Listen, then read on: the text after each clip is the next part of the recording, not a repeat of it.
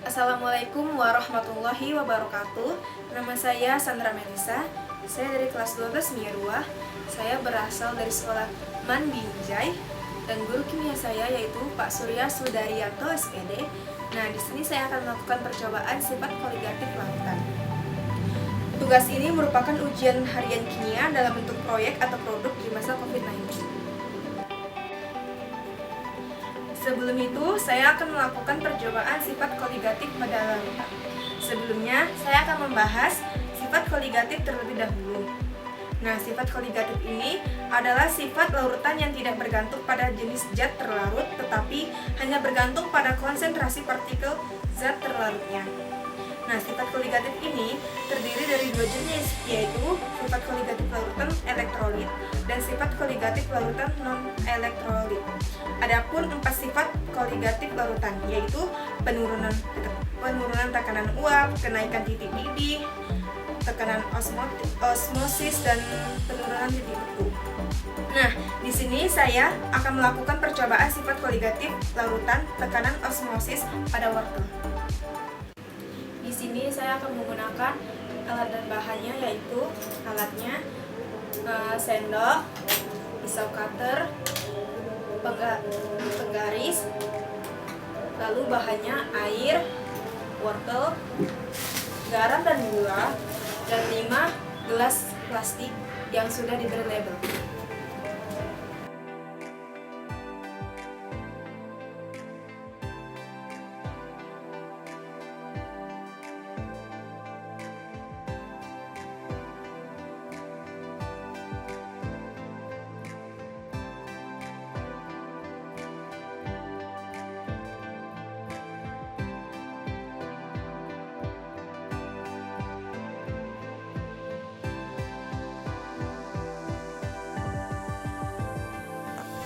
Langkah yang harus kita lakukan pertama-tama yaitu memotong satu wortel dan dibagi menjadi 5 bagian, dan masing-masing potongan wortel tersebut memiliki ukuran 1x2 cm.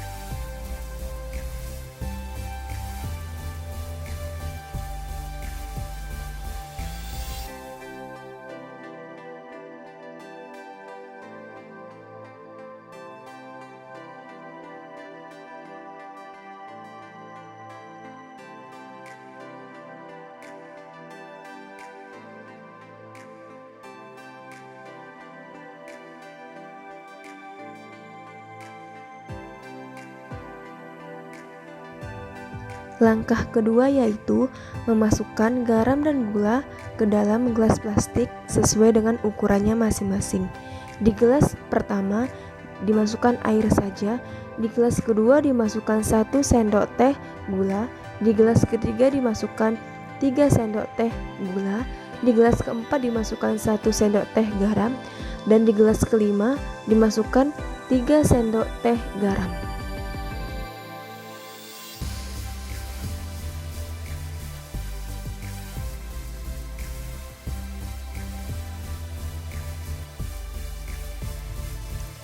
Langkah ketiga yaitu memasukkan air sebanyak 200 ml ke dalam gelas plastik masing-masing tersebut.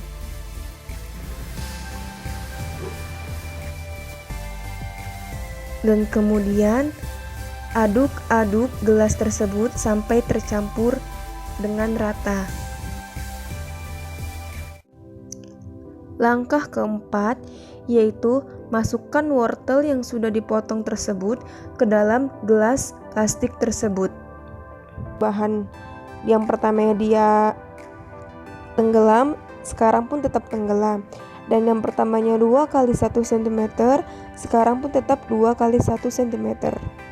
Sedangkan di wortel di gelas kedua ini mengalami perubahan. Perubahannya itu pada tekstur wortel. Yang pertamanya sedikit kasar, sekarang agak halus, dan pertamanya mengambang, sekarang tetap mengambang.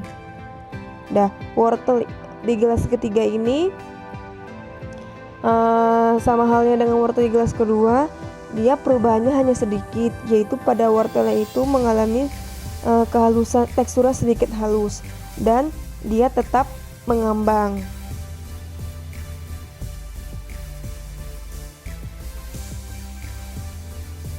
Dan sedangkan wortel di gelas ketiga ini dia berubah, yaitu sedikit pengkerutan, dan pertamanya dia mengambang, dia sekarang tenggelam, dan teksturnya sedikit agak halus.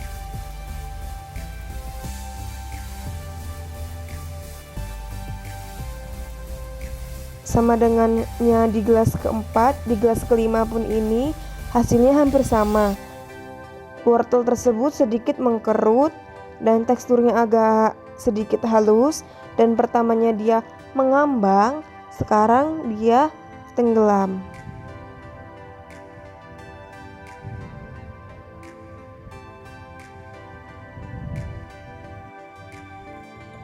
Sembari menunggu hasil dari wortel tersebut kurang lebih 24 jam. Kali ini saya akan menjelaskan teori osmosis terlebih dahulu. Nah, tekanan osmosis ini merupakan sifat koligatif larutan, yang berarti bahwa sifat ini bergantung pada konsentrasi zat terlarut dan bukan pada sifat zat terlarut itu sendiri.